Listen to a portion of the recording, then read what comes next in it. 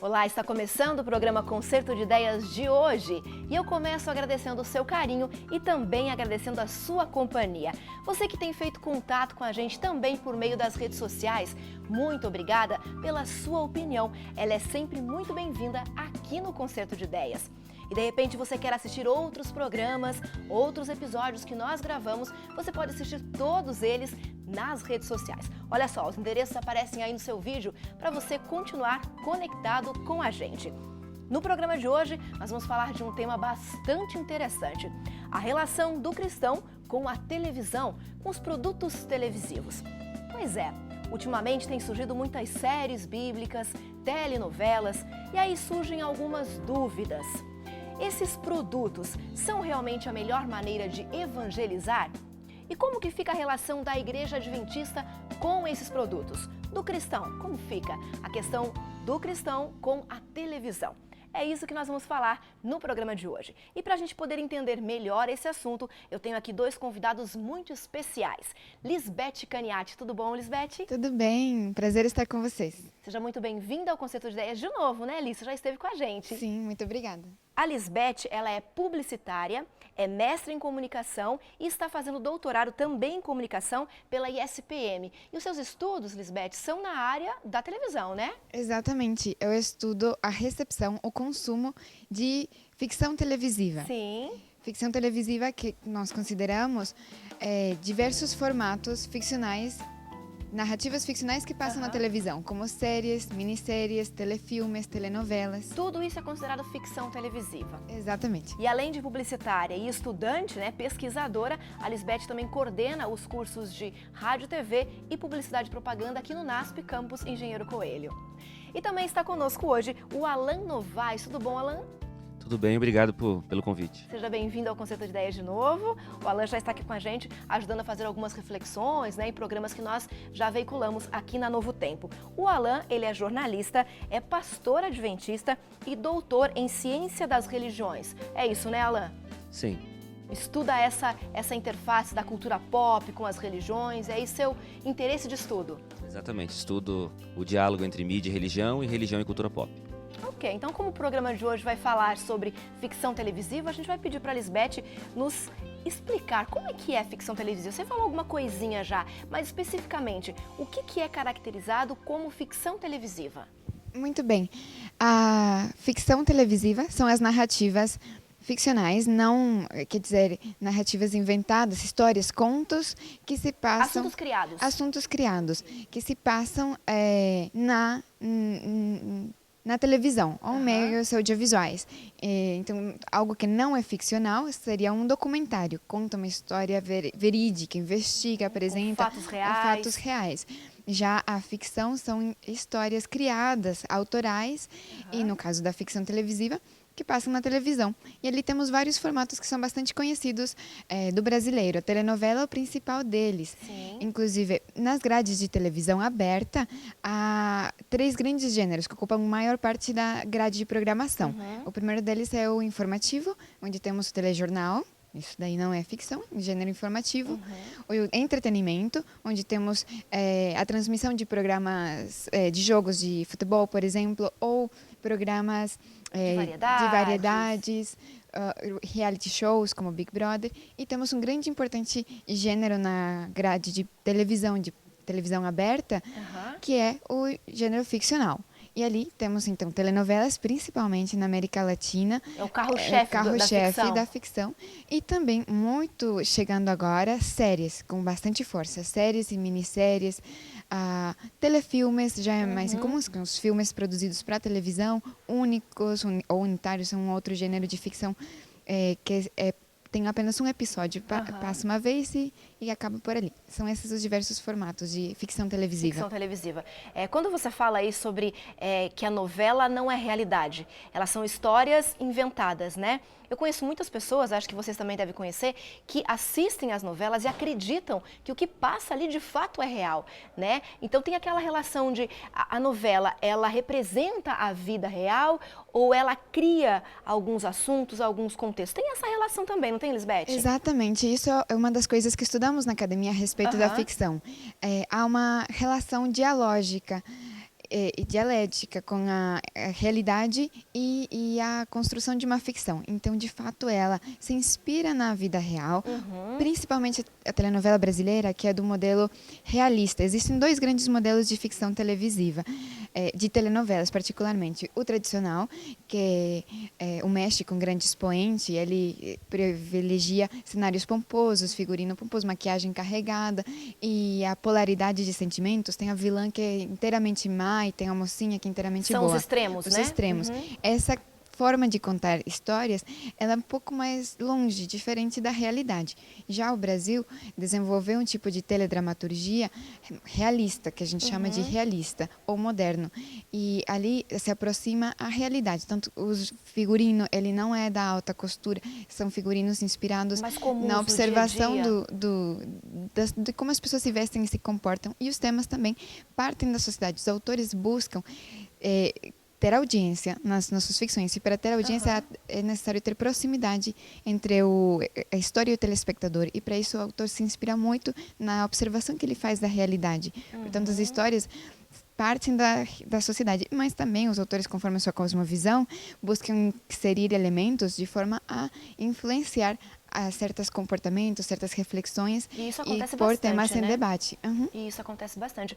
E a gente percebe, pela forma como você fala, que existem muitos grupos, né, de pesquisa, de estudo nessa área. Então, além de ser um produto televisivo, também é um produto alvo de estudo, de pesquisa na academia, nas universidades, né? Precisamente. Desde a década de 80 se estuda telenovela, séries na academia brasileira. Por ser um produto da indústria cultural tão importante no Brasil, e na América Latina é assim também, Sim. é um dos principais produtos audiovisuais, culturais que se produz na indústria cultural. Então, ela é alvo de estudos na comunicação, que é onde estou inserida, mas também na antropologia, nas ciências sociais, por ser um elemento tão presente e influente no cotidiano, na vida das pessoas. Então, a gente busca saber o que é isso, até que certa medida influencia ou ela é influenciada pela Essa relação sociedade. de mão dupla, né? Exatamente. Há um importante Centro de Estudos em Telenovelas, esse é o nome, Centro de Estudos em Telenovelas, a sigla é CTVN, é assim que é mais comum de chamar. Como é a sigla? CETVN. CETVN. Isso. Centro de Telenovelas. Centro de Estudos em em Telenovelas. Ok. Na Universidade de São Paulo, na USP, que é uma das grandes universidades. Esse centro de estudos foi inaugurado em 92 e ele foi muito importante para a consolidação do campo, a institucionalização do estudo de ficção televisiva na academia brasileira. E há um outro importante núcleo de estudos também internacional que se chama Observatório Ibero-Americano de Ficção Televisiva, ou a sigla que é OBITEL. OBITEL.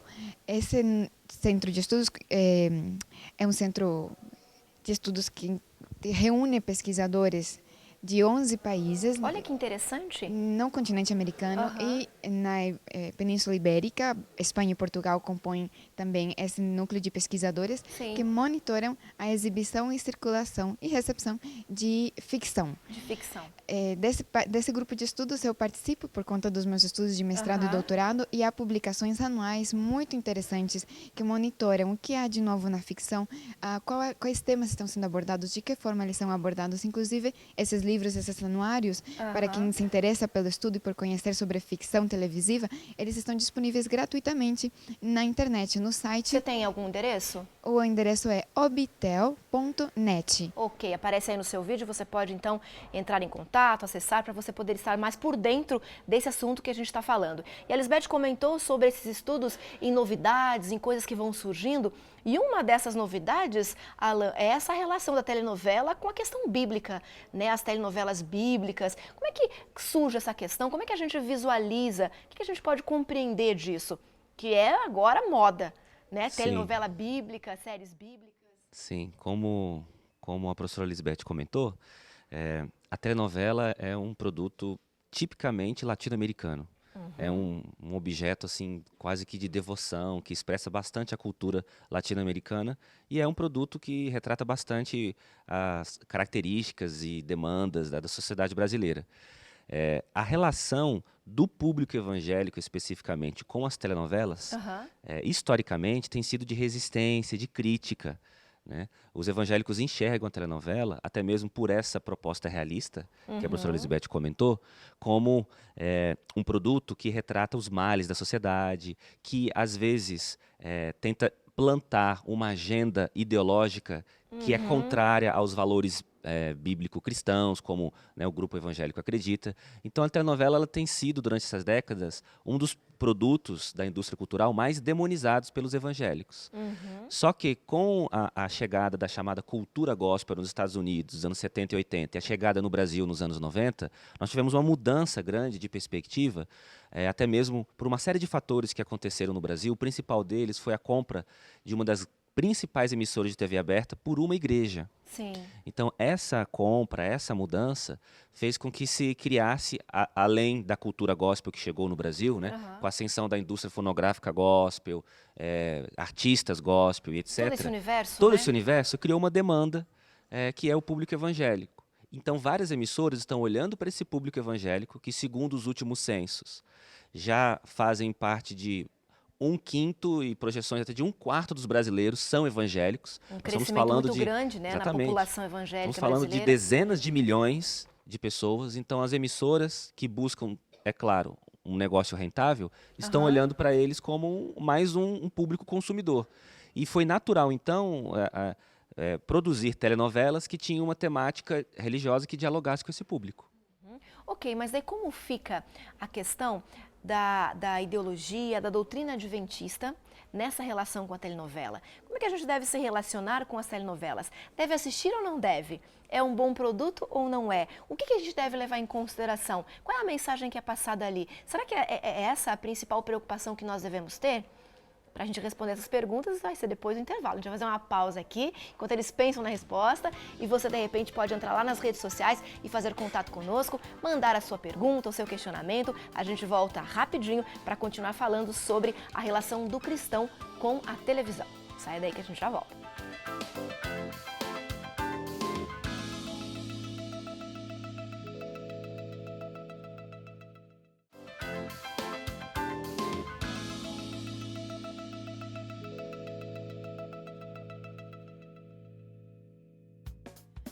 O Concerto de Ideias já está de volta. Hoje nós estamos seguindo a nossa série aqui no mês de julho, falando sobre religião e cultura pop em vários aspectos. Você deve ter acompanhado aí já os nossos programas. Se de repente você ligou a televisão agora ou trocou de canal neste momento, você pode assistir aos programas anteriores no endereço que aparece aí no seu vídeo. A série completa está lá e você vai poder acompanhar e fazer contato conosco também por meio das redes sociais. Hoje nós estamos falando sobre ficção televisiva.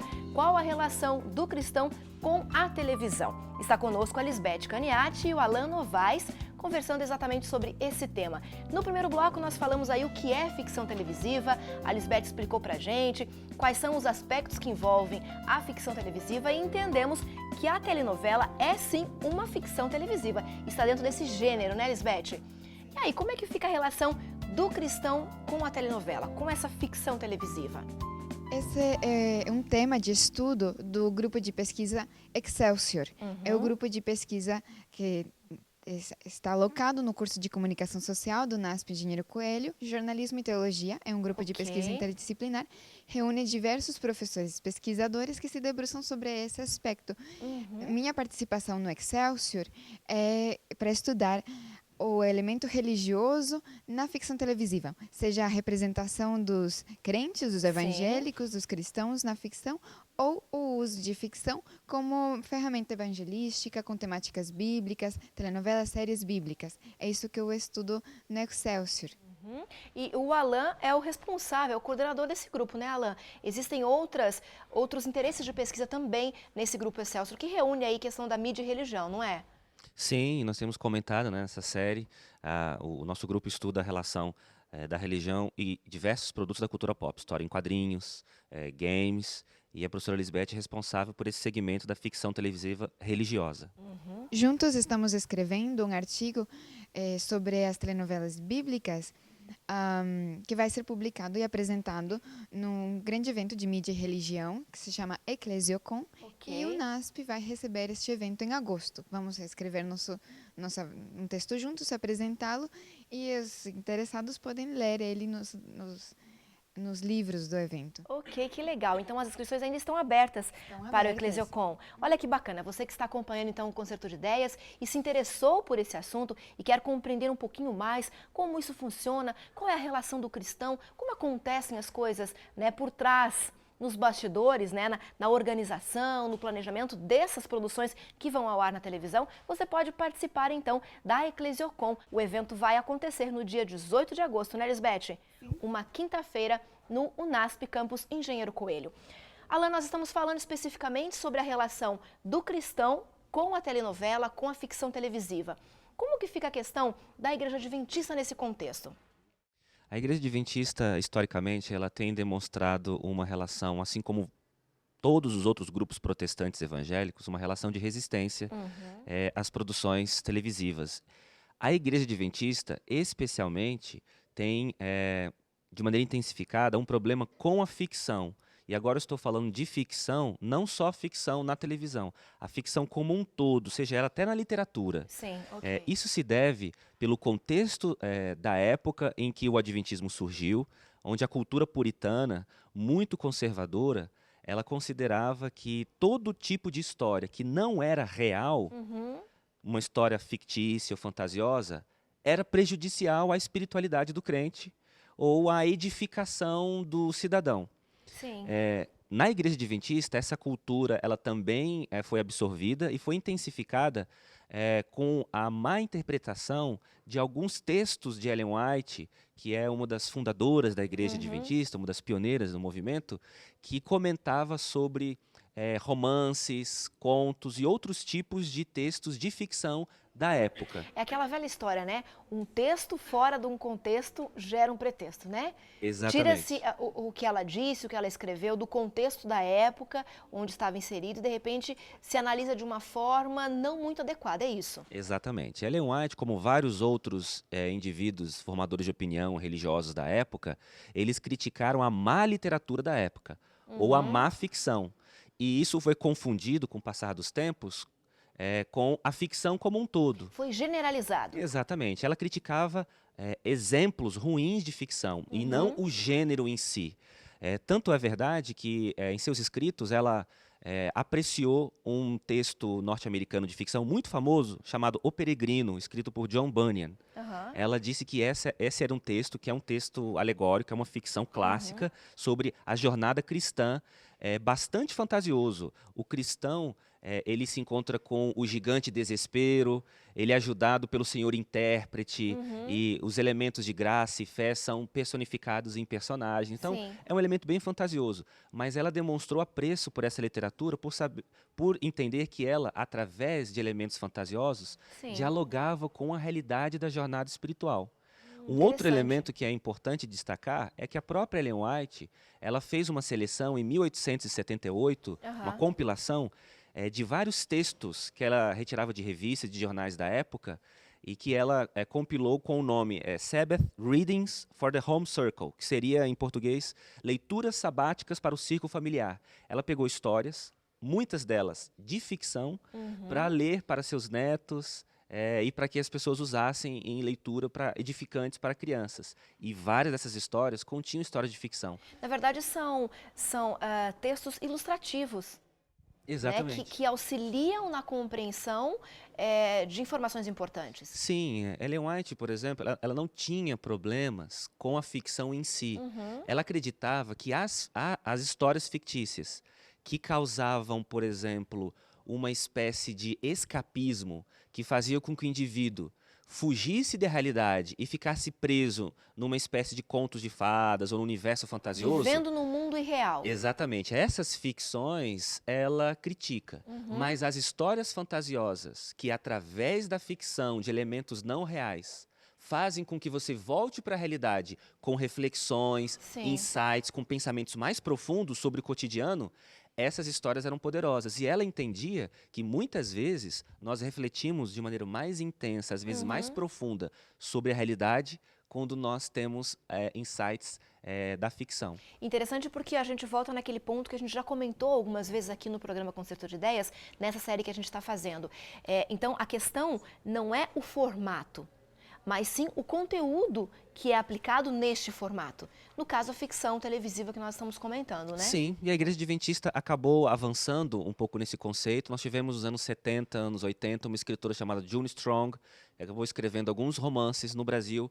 Foi traduzido pela Casa Publicadora Brasileira, chamado Projeto Sunlight, que retrata a incursão do Adventismo nessa ficção mais sadia, que Ellen White recomendava. Essa é uma história criada, né? Exatamente. O anjo que acompanha uma pessoa, né? A história desse livro. Então, nada do que está descrito ali é real, no sentido de que aconteceu, de que está sendo um relato verídico de fatos acontecidos. Não é. Foi uma história criada, é uma ficção. Sim, mas é um exemplo de como a ficção pode contribuir, dialogar diretamente com a realidade e com o nosso contexto religioso. Perfeito. E essa discussão da ficção acabou chegando, é claro, à ficção audiovisual, ficção televisiva. Então nós temos alguns produtos, rapidamente eu vou mencionar só para repertório, que mostram como a Igreja Adventista tem entrado nessa perspectiva, né? Adotado essa perspectiva de maneira mais positiva do que em tempos atrás. Sim. Em 1976, nós tivemos um longa-metragem que também foi vastamente distribuído na Argentina e que foi depois dublado no contexto latino-americano, chamado A Vitória Final.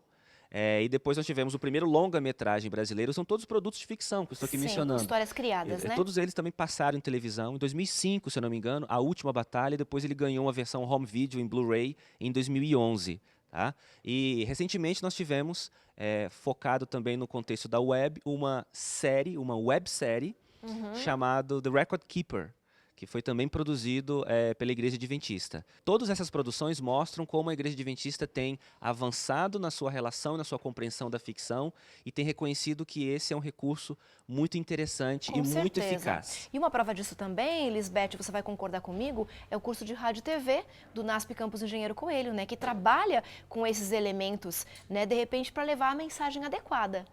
Precisamente, os alunos são treinados para desenvolver dramaturgia também, dramaturgia para televisão ou para internet, e eles aprendem as técnicas para contar histórias ficcionais, histórias que não são reais, porém que levem a reflexão aos sujeitos, que levem a pensar em temas profundos e importantes. Essa é da relevância também do estudo da ficção na academia, não no ambiente religioso, como eu havia comentado no primeiro bloco. Os pesquisadores se debruçaram nesse objeto porque perceberam teorias muito sólidas corroboram o seguinte, de que mediante a ficção é possível influenciar politicamente, ideologicamente os sujeitos, ideias e temas são são colocados em debate através da ficção. Exato. Assim como Alain ilustrou, com a literatura, né? Jesus usava parábolas para nos dar grandes ensinamentos profundos a respeito de temas muito sérios, como a salvação, como a natureza de Deus, bem o amor. lembrado, Lisbeth. E a ficção serve nesse sentido também. A minha observação é a seguinte: o mundo está usando a ficção amplamente. Das 6 da tarde às 11 da noite, nas grades de programação de televisão aberta, as pessoas assistem ficção. Mas nós que temos uma mensagem especial, que temos uma mensagem assim tão relevante para a humanidade, podemos usar essa ferramenta para levar essa mensagem, né? Precisamente. Só para a gente fechar, que a gente poderia ficar aqui muito tempo conversando, que esse assunto é interessante e gera muitas outras dúvidas e muitos outros conteúdos, né? A gente começou falando sobre ficção televisiva, né? Você acredita, a partir dos estudos que você vem desenvolvendo, a partir do que a gente conversou aqui, das colocações que o Alain também fez, que as telenovelas são ferramentas evangelísticas? Qual que é a sua opinião sobre isso? Analisando o formato telenovela, as características, é uma obra aberta, o número de episódios é longo, eu acredito que não seja o melhor formato de se fazer ficção para evangelizar. Acredito que um melhor formato seriam as séries, as minisséries. São narrativas ficcionais menores, mais curtas. Mais diretas, né? Diretas e há mais liberdade criativa. A telenovela responde ao melodrama, que é um gênero muito característico por fortes emoções, por ter despertar 4 sentimentos básicos: o medo, a alegria, o riso e a ternura. O melodrama tem essa estrutura bastante sólida. Usando séries ou minisséries, podemos ter mais liberdade sobre como contar as histórias, não necessariamente de forma melodramática. Sim, ok. Fica aí a dica então da professora Lisbeth, né? Obrigada, Liz, por participar com a gente do Concerto de Ideias. Obrigada, Alain, por estar conosco aqui nessa série tão especial. E obrigada a você pelo seu carinho, obrigada pela sua companhia. Você sabe que agora a gente vai ficando por aqui, mas na semana que vem a gente está de volta com mais um tema interessante para você. Um abraço carinhoso e até lá!